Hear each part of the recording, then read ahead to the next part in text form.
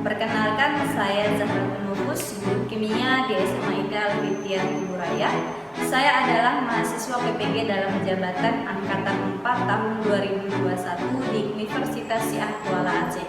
Adapun nomor UKG saya 2015 031 90353. Hari ini saya akan melakukan perekaman uji kinerja praktek pembelajaran yang akan saya lakukan pada hari Senin 6 Desember 2021 di sekolah asal saya di SMA IPA Al-Fitiyah School Kuburaya.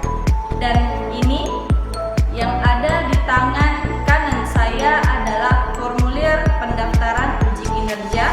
Kemudian yang ada di tangan kiri saya adalah surat bebas studi PPG 2021. Baiklah, demikian perkenalan saya. Assalamualaikum warahmatullahi wabarakatuh. Assalamualaikum warahmatullahi wabarakatuh. Waalaikumsalam warahmatullahi wabarakatuh. Selamat siang. Selamat siang, Bu. Kabarnya hari ini? Alhamdulillah luar biasa, tetap semangat, Allahu Akbar. Yes, yes, yes. Alhamdulillah, Ibu sangat senang dengan semangat kalian hari ini ya, walaupun siang hari ya kan hari ini, kemudian di jam terakhir ya kan kimia kan, tapi tidak mengurangi semangat kalian untuk belajar kimia hari ini. Alhamdulillah. Oke, sebelum kita melanjutkan ke aktivitas berikutnya, alangkah baiknya kita mulai pembelajaran kita dengan berdoa. Nah, Ibu minta kepada Ketua Kelas Nur untuk memimpin doa kita hari ini. Silakan Nur. Saya Naftar Mukiratil Basmalah. Bismillahirrahmanirrahim. Raditu billahi rabba wa bil islami dina wa bil muhammadin nabiyya wa rasula. Rabbi zidna ilma warzuqna fahma bi rahmatika ya arhamar rahimin. Sebelumnya ada yang tidak hadir hari ini? Hadir. Kalau dilihat dari bangkunya semuanya terisi ya. Berarti semuanya hadir dan tidak ada yang izin ataupun sakit. Alhamdulillah. Karena memang di masa pandemi saat ini kita mesti ekstra menjaga kesehatan tubuh kita, ya kan?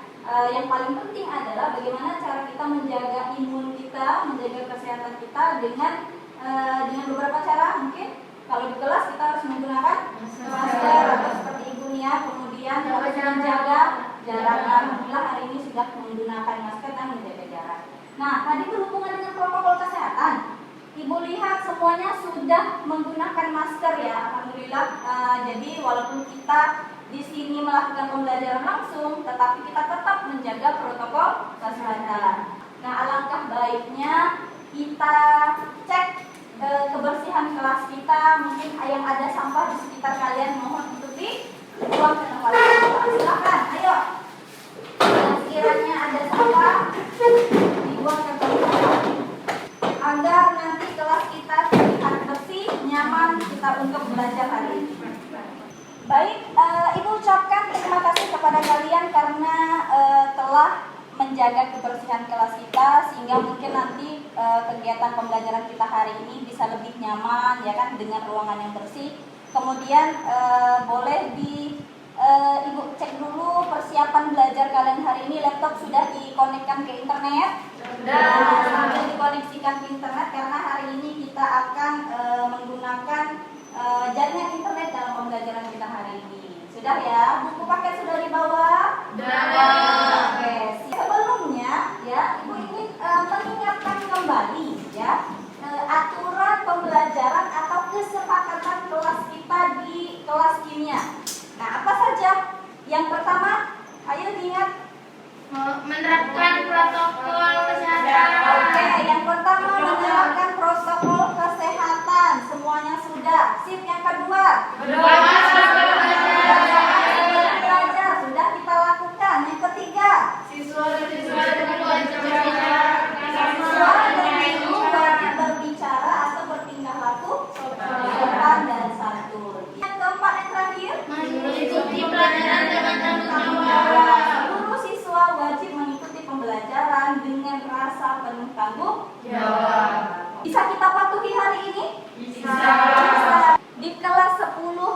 waktu yang lalu, ya kan, karena kalian sekarang di kelas 11, kalian telah mempelajari materi persamaan reaksi, benar?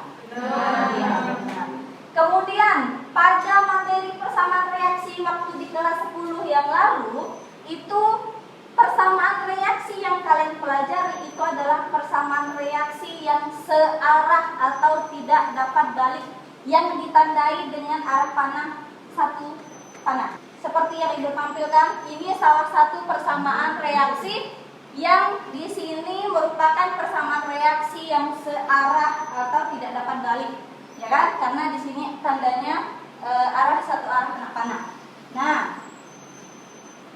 Nah, dari persamaan reaksi ini, apa saja bagian-bagian yang penting dari persamaan reaksi itu yang kalian ketahui? Siapa yang masih ingat?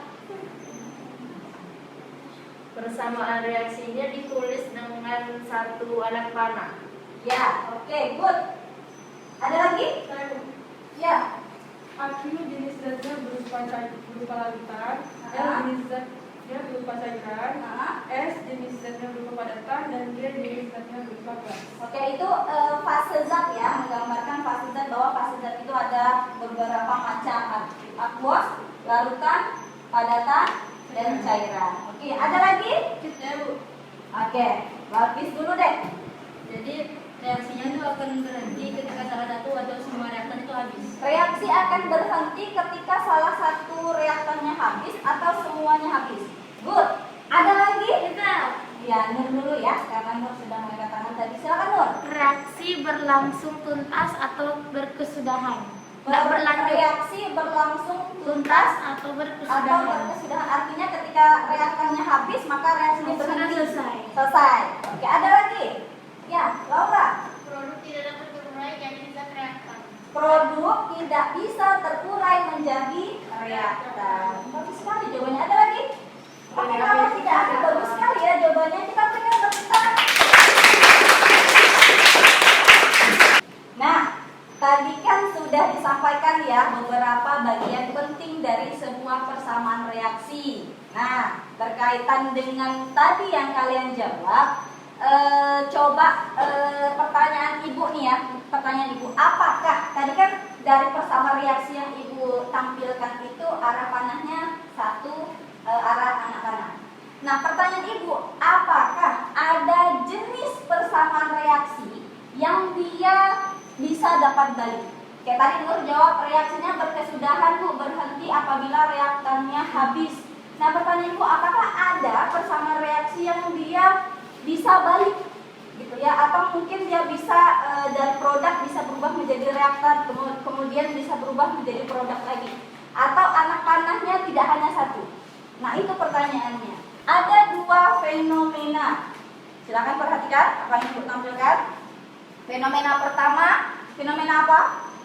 Kertas dibakar. Kertas dibakar menjadi abu.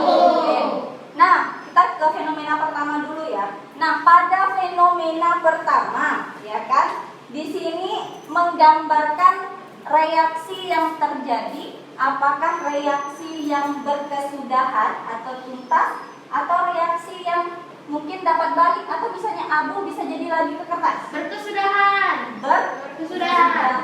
Oke, berarti dia tuntas ya, maksudnya dia tidak bisa balik. Artinya ketika abu sudah menjadi abu, dia tidak akan bisa kembali lagi menjadi kertas. Perhatikan, di situ gambar apa? Rebus air. Air yang sedang direbus di dalam panci yang kondisinya tertutup. Pertanyaan Ibu, pada fenomena kedua ini, apakah reaksi yang berlangsung adalah reaksi yang berkesudahan atau yang berlangsung terus-menerus? Berlangsung terus-menerus. Siapa yang bisa menjelaskan kenapa berlangsung terus-menerus? Ya, silakan Aini. Karena fenomena kedua itu menghasilkan uap air. Yang uap air itu akan kembali menjadi air. Dan reaksi itu akan berkelanjutan secara terus-menerus. Dari uap air yang menghasilkan uap air menjadi air, dan begitu pula sebaliknya yang terjadi secara terus-menerus. baik, good sekali jawabannya ya. Jadi di fenomena kedua, ya kan, ketika air menguap, maka uap air itu akan terhenti di sini, ditutup panci tadi. Kemudian uap air itu akan kembali menjadi air, kemudian begitu seterusnya. Uap menjadi uap air lagi, kemudian uap air menjadi air lagi. Nah, itu menggambarkan bahwa reaksi yang terjadi pada fenomena dua adalah reaksi yang berlangsung terus menerus. Artinya dia bukan reaksi yang berkesudahan. Ya kan? Fenomena satu, kertas menjadi abu. Abu tidak bisa lagi menjadi kertas. Pada fenomena kedua, uap air tadi, cairan air menjadi uap air, kemudian uap air menjadi lagi air. Itu maka reaksinya berlangsung terus menerus.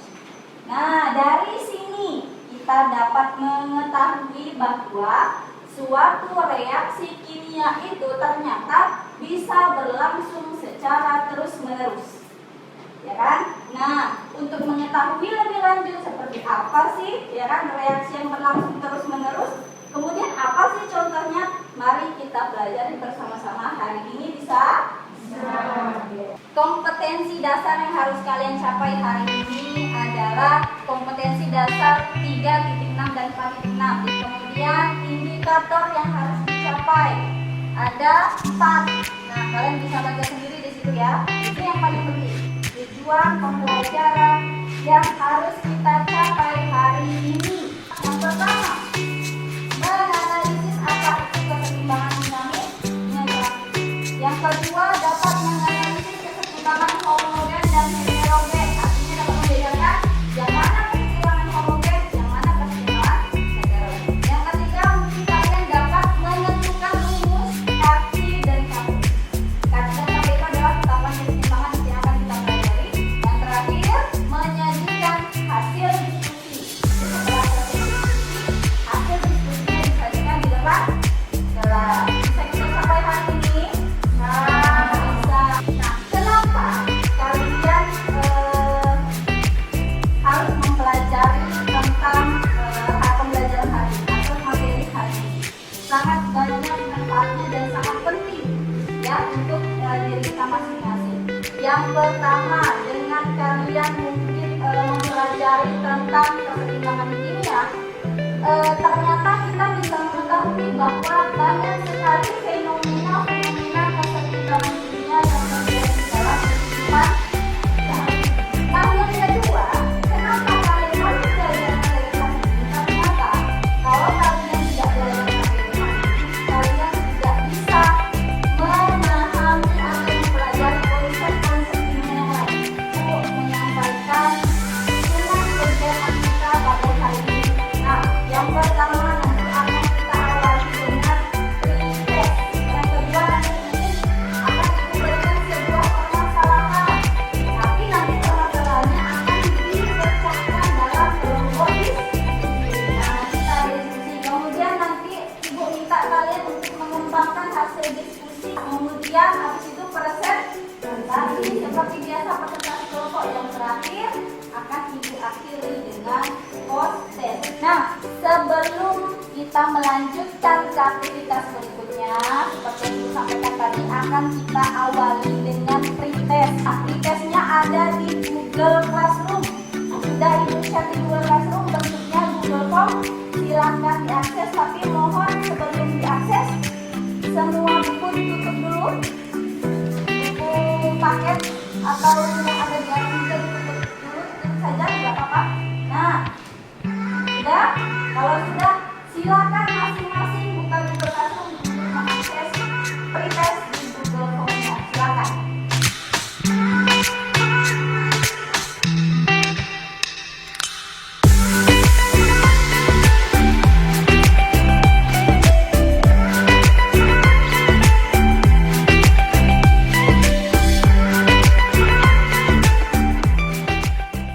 Sekarang bisa perhatikan apa yang ibu tampilkan di depan, ya.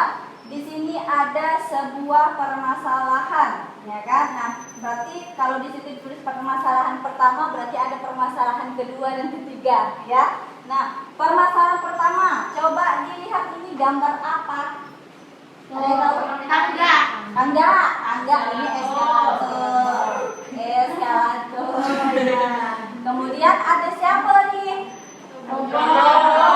Robot sedang Robot is going up. ya, robot sedang menaiki eskalator, tapi eskalator yang Operations of escalator. ya bergerak turun. Nah, jadi ada di sebuah lantai ada seorang robot, dia lari atau mungkin berjalan di atas eskalator yang eskalatornya bergerak turun.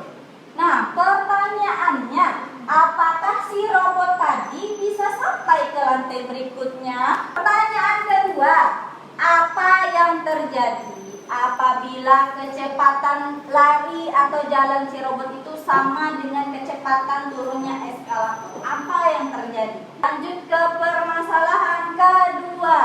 Gambar apa ini? Seorang pelari yang sedang berada di atas treadmill. Orang yang sedang berlari di atas treadmill. Nah, di sini ada ada pernyataan.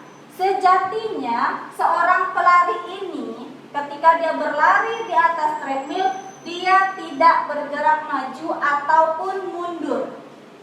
Karena secepat apapun dia berlari maju menggunakan treadmill, treadmill akan membuatnya bergerak mundur.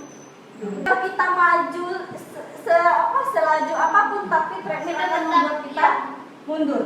Akhirnya kita melawan arus dari treadmill itu. Nah, pertanyaannya, fenomena apa yang bisa menjelaskan permasalahan kedua? Nah, dari kedua permasalahan ini akan kita pecahkan bersama kelompok diskusi. Nah, oleh karena itu, untuk memecahkan permasalahan ini, Ibu minta kalian untuk bergabung bersama kelompok diskusi yang sudah kita sepakati di pertemuan sebelumnya. Bisa ya? Oke, silakan bergabung dari sekarang.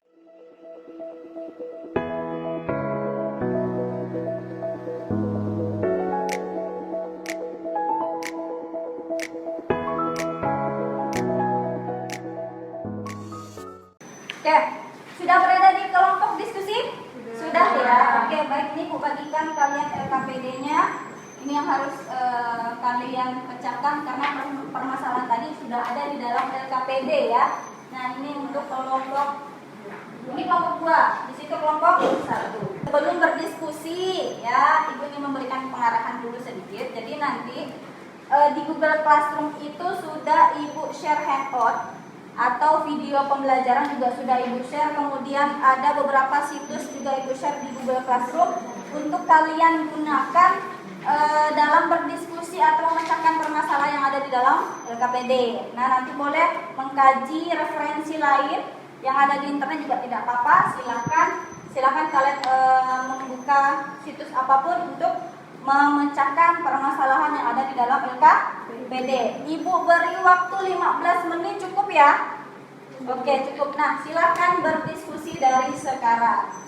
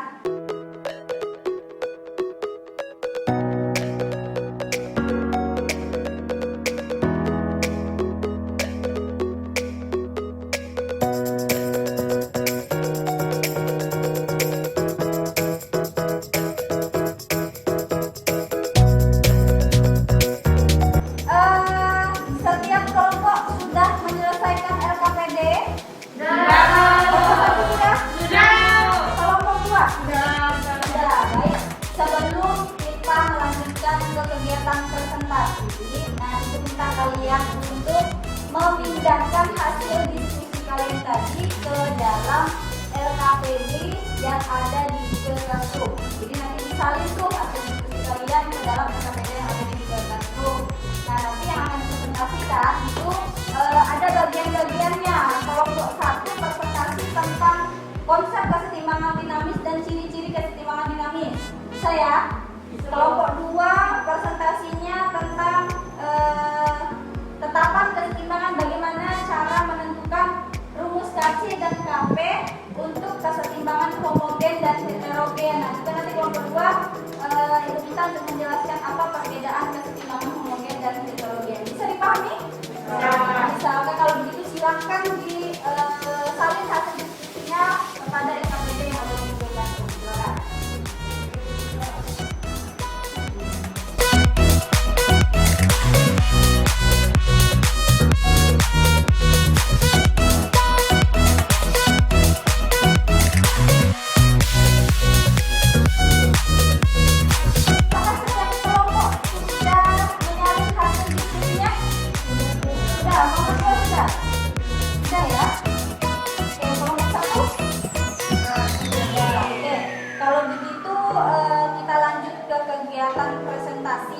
Nah, Ibu akan membantu kegiatan presentasi kelompok kita pada hari ini.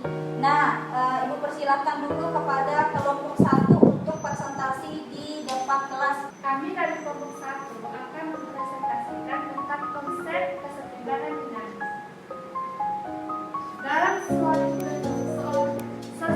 dinilai berlantai dengan menggunakan eskalator yang bergerak.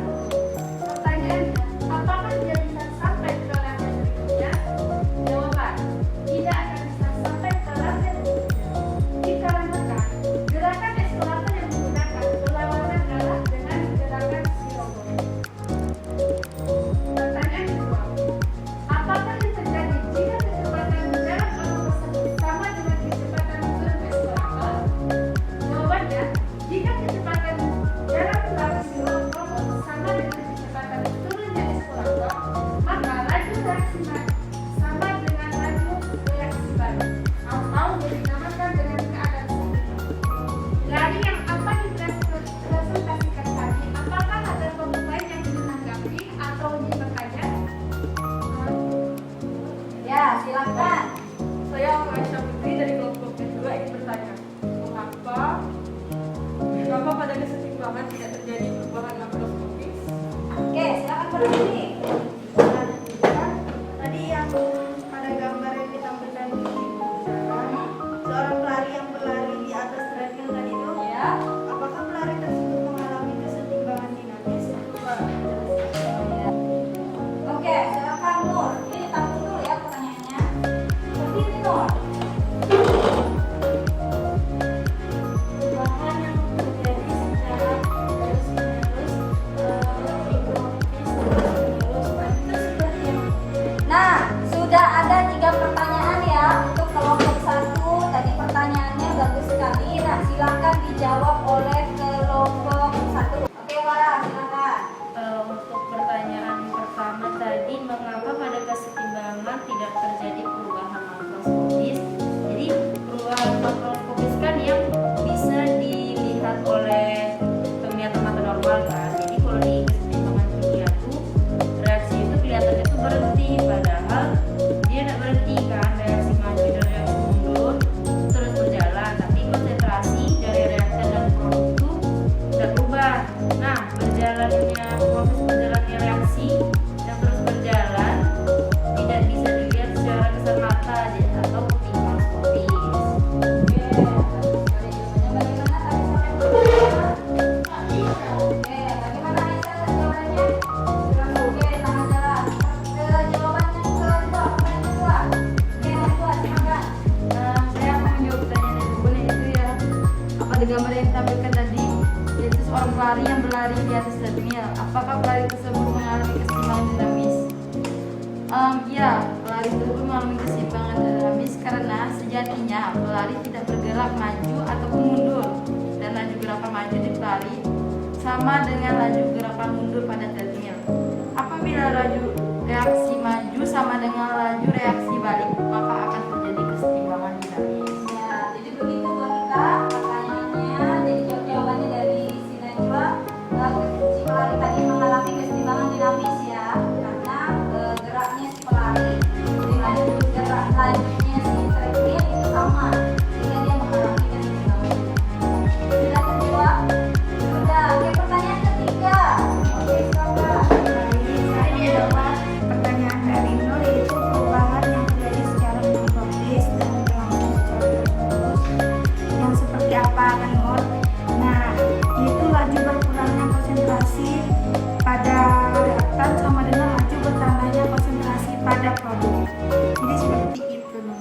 Paham kan, Nak?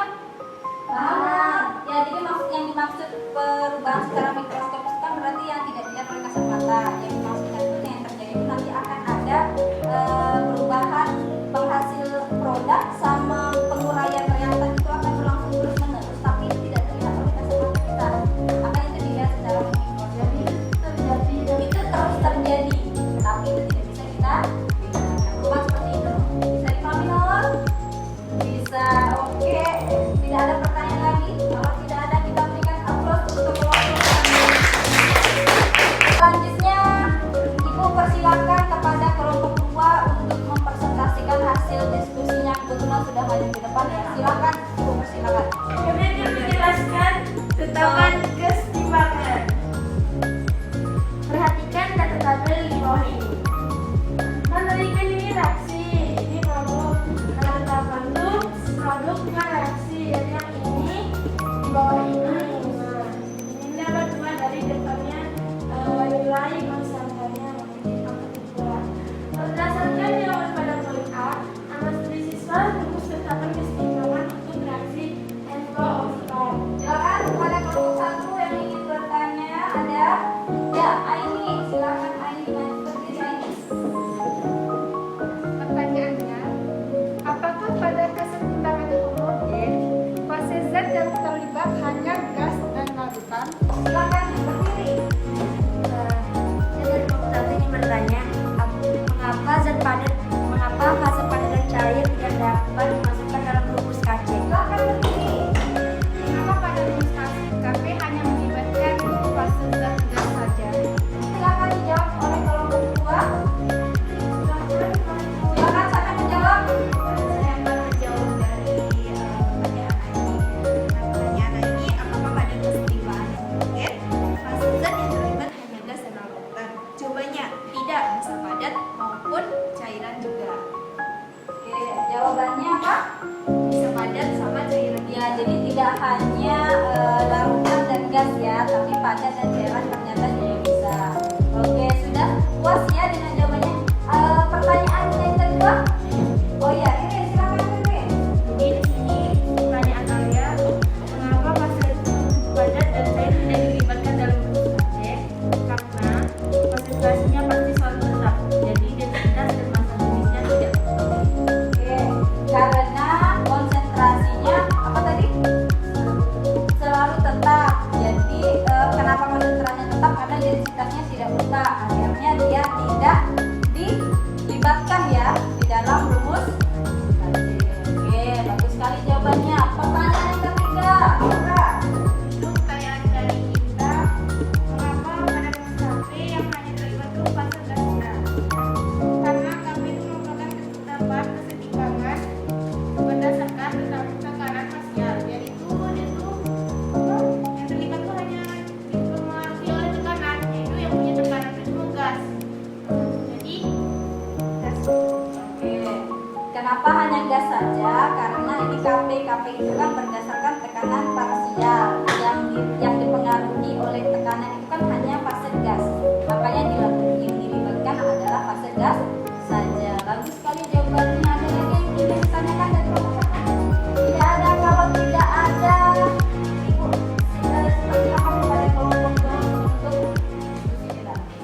Nah, dari hasil penilaian Ibu ya, tadi dari aktivitas diskusi juga Ibu sudah nilai, dari kegiatan presentasi juga sudah Ibu nilai.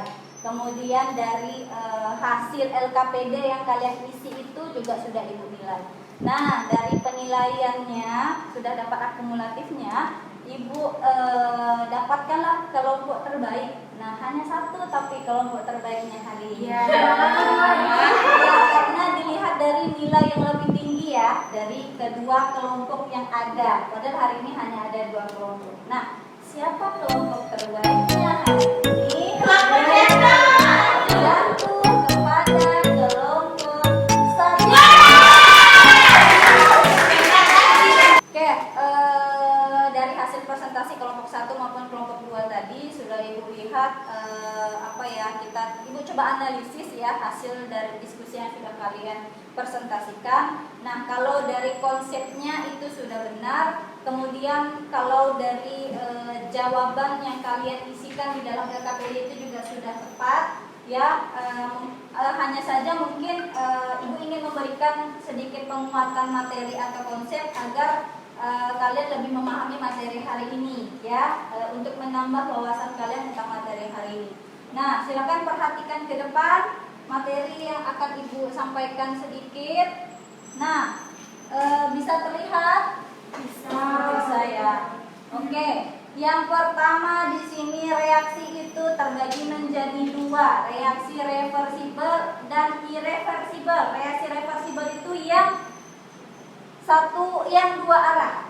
Reversibel berarti bisa balik atau yang tadi kegiatan berlangsung terus menerus yang akhirnya kayak contohnya pemanasan air. Nah, itu reaksi reversibel, dapat balik atau berlangsung terus menerus. Kemudian reaksi irreversibel 1 arah. Contohnya tadi kertas yang dibakar menjadi abu. Jadi ada 2 jenis reaksi. Ya, nah di sini sudah dijelaskan ya bahwa reaksi reversibel itu reaksi yang dimana produknya dapat bereaksi kembali menjadi reaktan, sedangkan irreversibel produk tidak dapat diubah kembali menjadi reaktan. Itu bedanya. Kemudian selanjutnya, nah ini tentang konsep kesetimbangan dinamis yang tadi sudah dijelaskan oleh kelompok 1 ya. Kesetimbangan dinamis adalah keadaan di mana reaksi berlangsung terus-menerus, kemudian kecepatan membentuk produknya sama dengan kecepatan membentuk reaktannya, sehingga konstan. Itu namanya kesetimbangan dinamis. Sama kayak tadi laju si pelari di atas treadmill dengan gerakan treadmillnya sama. Kalau sama dia akan mengalami kondisi yang konstan. Itu dinamakan kesetimbangan dinamis. Nah, di sini ilustrasinya penguapan air yang tadi ini digambarkan menggunakan ilustrasi partikel. Jadi ini uap air yang naik, kemudian ada yang turun. Jadi ketika naik terhalang oleh tutup, dia akan turun kembali menjadi air. Ada lagi partikel yang naik, uap air yang naik, kemudian turun kembali menjadi air. Nah, ini ilustrasi yang menjelaskan tentang kesetimbangan dinamis. Kemudian ada 2 jenis kesetimbangan yang sudah dijelaskan oleh kelompok 2. Homogen dan heterogen. Apa bedanya? Kalau homogen berarti homo, sama. Berarti fasenya atau wujudnya sama. Kalau heterogen berarti hetero, berbeda, berarti wujudnya berbeda. Iya. Kemudian, nah ini contohnya, contoh reaksi yang termasuk homogen dan heterogen. Kalau homogen fasenya sama ya, sama-sama gas. Yang ini sama-sama. Kalau heterogen beda atau sama? Beda. Dalam sebuah reaksi ada fase solid dan ada fase gas. Bisa dipahami? Oke. Kemudian selanjutnya, nah ini yang ikut tambahkan yang mungkin tidak dijelaskan oleh kelompok 2. Ada yang namanya hukum kesetimbangan kimia, itu yang menjelaskan tentang tetapan kesetimbangan Kc maupun Kp. Jadi bunyi hukumnya seperti ini. Perbandingan dari hasil kali konsentrasi produk dipangkatkan dengan koefisiennya, kemudian dibagi dengan konsentrasi reaktan dipangkatkan dengan koefisiennya. Jadi rumus Kc dan Kp itu berawalnya dari ini. Hukum tetapan kesetimbangan. Dapatlah rumus Kc dan Kp. Nah, contoh, ada sebuah persamaan reaksi seperti ini, maka didapatlah rumus K atau konstanta atau yang biasa kalian kenal dengan Kc, yang dimana produknya adalah si C dengan D berada di atas, kemudian reaktannya A dengan B ada di bawah. Masing-masing dipangkatkan dengan koefisiennya. Nah, dari hukum kesetimbangan tadi ternyata dapatlah 2 tetapan kesetimbangan yang namanya Kc dan Kp. Kita lihat satu per satu. Nah, ini Ibu ingin menyampaikan bagaimana cara menentukan Kc untuk kesetimbangan homogen dan heterogen karena berbeda, ya. Kemudian nanti di slide berikutnya menentukan Kp untuk kesetimbangan homogen dan heterogen. Pertama Kc dulu. Kalau homogen berarti fasenya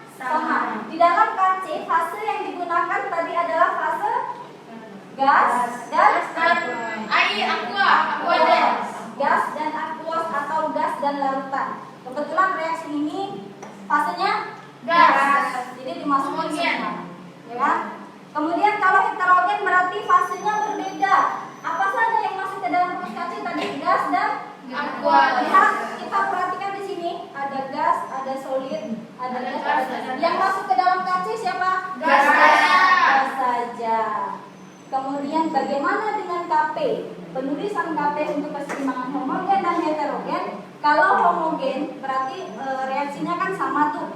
Nah, yang terlibat di dalam rumus Kp siapa saja? Gas. Gas saja. Gas saja ya. Nah, kebetulan di sini reaksinya gas semua, akhirnya dimasukkan ke dalam rumus Kp. Nah, bagaimana dengan keseimbangan heterogen yang di dalam reaksinya ada fase lain? Bukan hanya fase gas, tapi ada fase solid. Apakah dimasukkan ke dalam rumus Kp?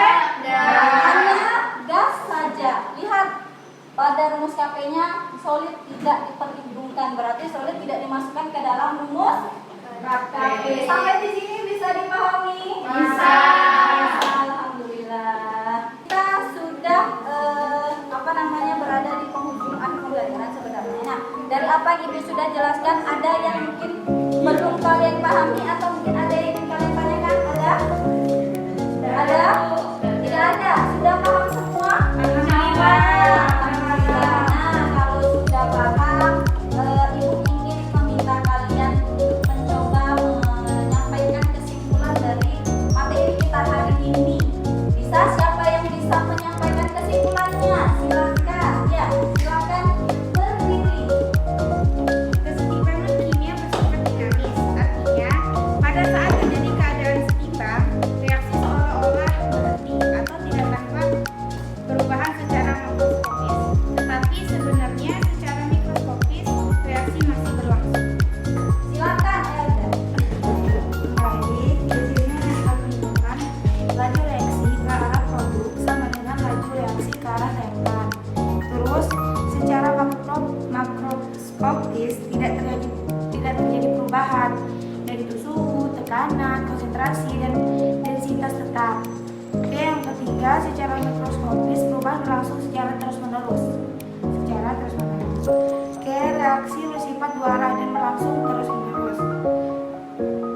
Terjadi pada ruang atau sistem tertutup, suatu dan tekanan tetap. Terus konsentrasi reaktan, konsentrasi produk selalu konstan seiring berjalannya waktu.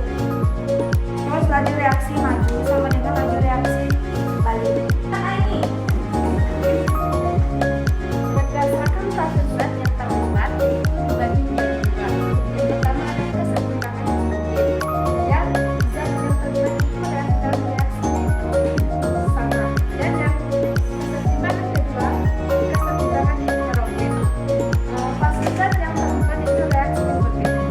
Jadi pada penulisan rumus KT itu untuk keseimbangan di homogen dan heterogennya tuh dia menggunakan fase yang terlibat adalah fase gas dan larutan. Sedangkan pada KP untuk keseimbangan homogen ataupun heterogen dia menggunakan fase gas saja.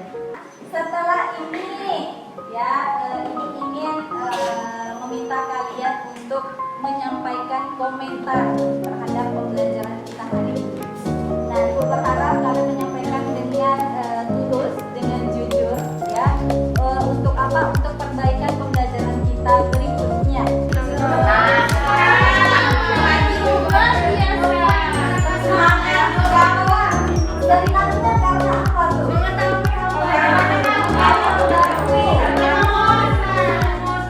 Mengetahui ilmu itu baru. Pakai laptop.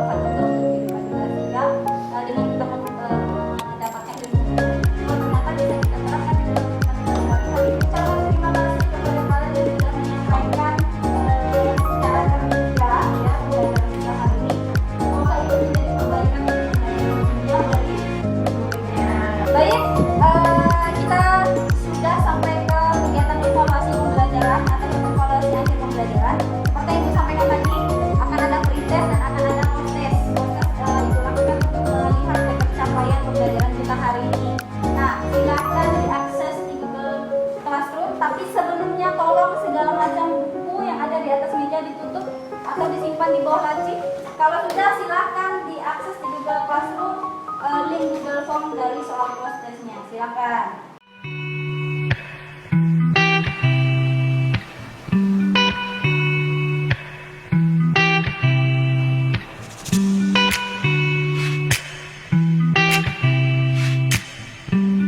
Nah, jadi Ibu berikan kalian beberapa soal. Itu kalian bisa berlatih ya di asrama nanti. Soalnya itu ada di dalam RKPD tadi yang ada soal latihan. Nah, itu ada 2 soal. Boleh kalian kerjakan masing-masing di asrama. Kalau misalnya ada yang lupa mungkin dengan materinya boleh berdiskusi dengan temannya nanti di asrama. Bisa dikerjakan? Bisa ya. Kita kemudian di pertemuan berikutnya. Jadi pertemuan berikutnya silakan dibawa tugasnya. Bisa? Nah, kemudian pertemuan berikutnya kita akan lanjut ke materi berikutnya yaitu tentang tetapan kesetimbangan. Bagaimana cara mencari nilai tetapan kesetimbangan baik KC maupun KP. Nah, sebelumnya kita tolong kalian untuk membaca terlebih dahulu. Ya, nanti aku share di Google Classroom materinya. Sebelum kita bertemu, tolong dibaca terlebih dahulu materi yang Ibu share di Google Classroom agar kalian punya gambaran materi yang akan kita pelajari. Gitu ya.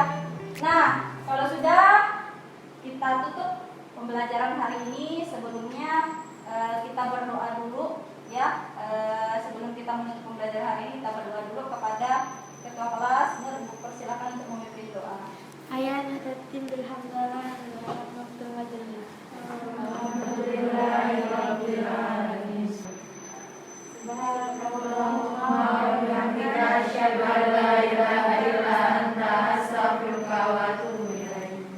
Kita tutup pembelajaran kita hari ini. Ucapkan terima kasih atas partisipasi kalian hari ini. Kalian alhamdulillah sangat aktif pada hari ini dan juga